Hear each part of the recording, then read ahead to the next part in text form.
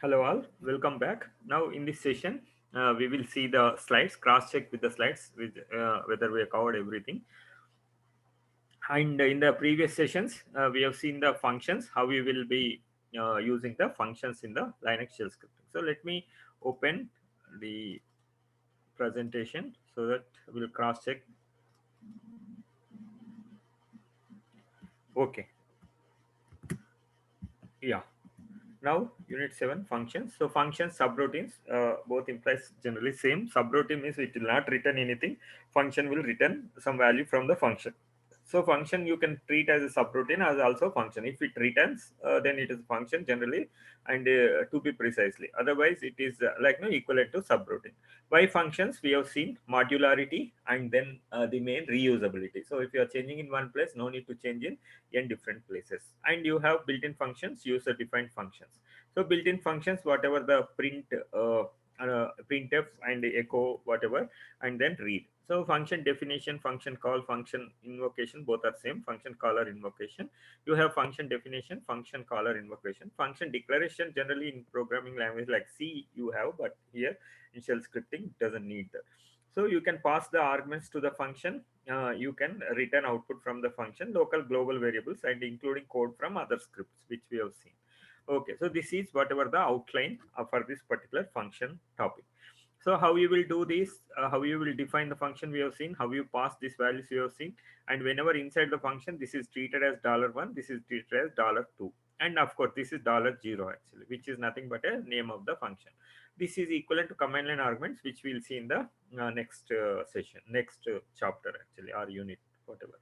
Now, functions can call other functions provided they are already defined earlier in the script, which we have seen in the previous one. So you can define function in one place, but you can use that particular function from n several places. But you need to write that one with the dot or and then relative path or absolute path also you can do.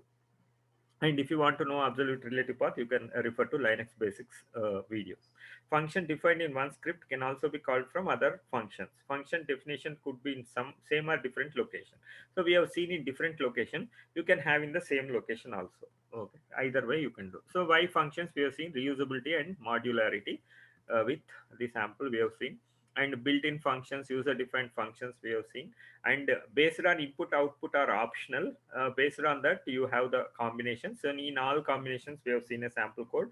And preferably you should not put print echo statement or print statement in function just for your testing, fine, but ideally in the original code it should not be. But I have demonstrated in a function to print it just for demonstration actually. So ideally you should not put echo and read in the functions, totally you should not put. For debugging purpose, echo is okay, but read absolutely no. Okay, so this is function name and list of commands. Then how you will be invoking the function. So this you can test it actually. So this is the simple. We already tested with a different little different program, but both mean the same. So here $1, this one lucky will come here in this, and lucky me this one. This is the arguments actually. And then Fibo series we have seen.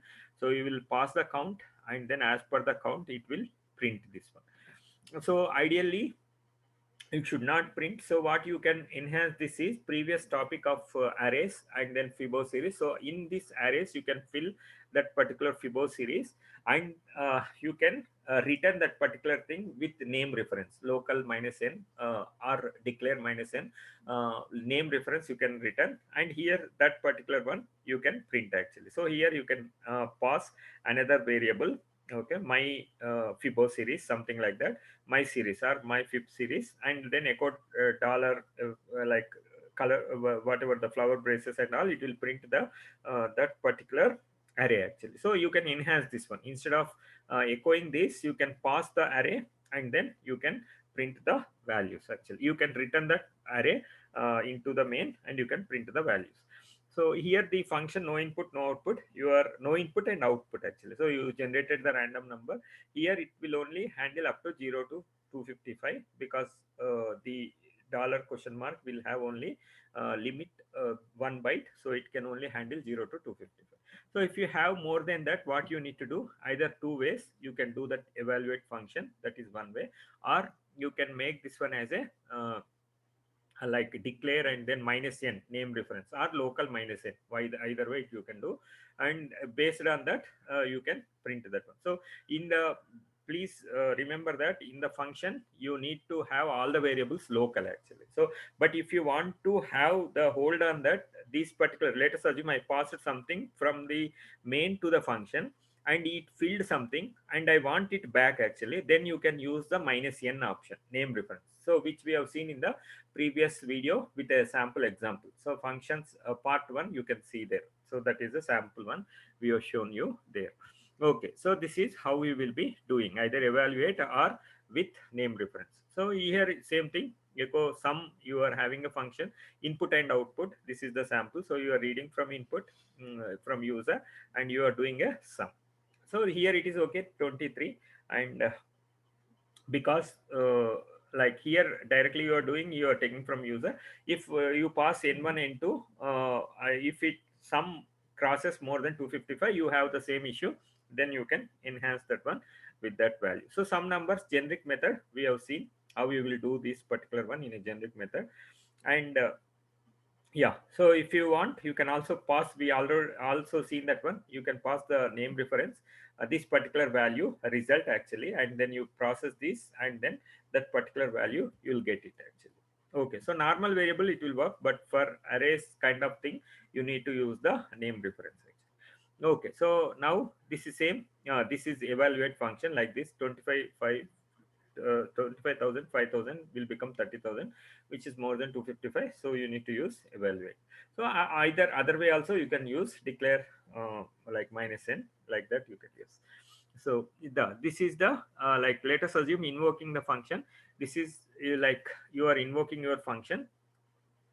Okay, so function sample actually. So this particular source you have in this function, so you have defined something in the same function, you have this function def in the same location actually. So in the same location you have a function definition and also function call, so you can use like that. So you can say source or dot function, either way you can use actually. So you can also do source.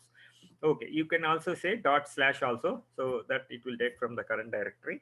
And if it is other directory, we have seen how you need to do that. So we will come to that actually, the next one. So this is calling the function within the same location actually, so within the same location. So you are defining here and you are calling here. So it is simple, you can test it. If you have any issues you can raise whatever the comment section, you can drop a message, so I'll help you out.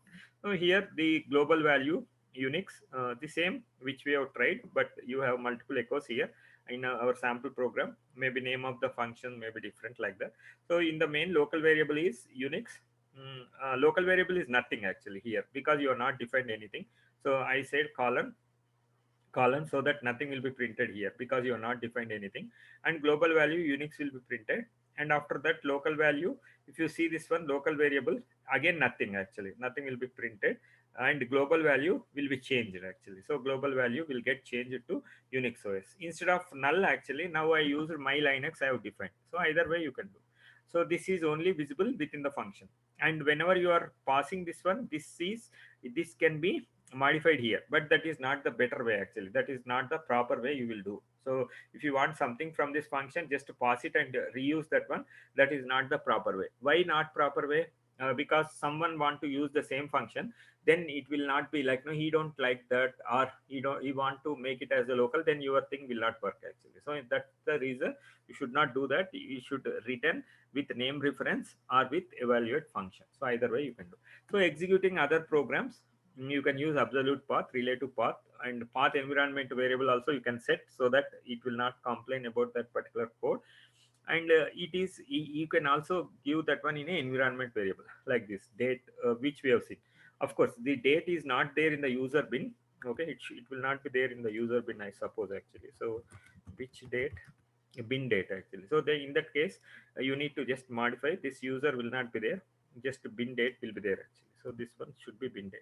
And who, I hope who will be present in the user bin only, which who, yeah, user bin.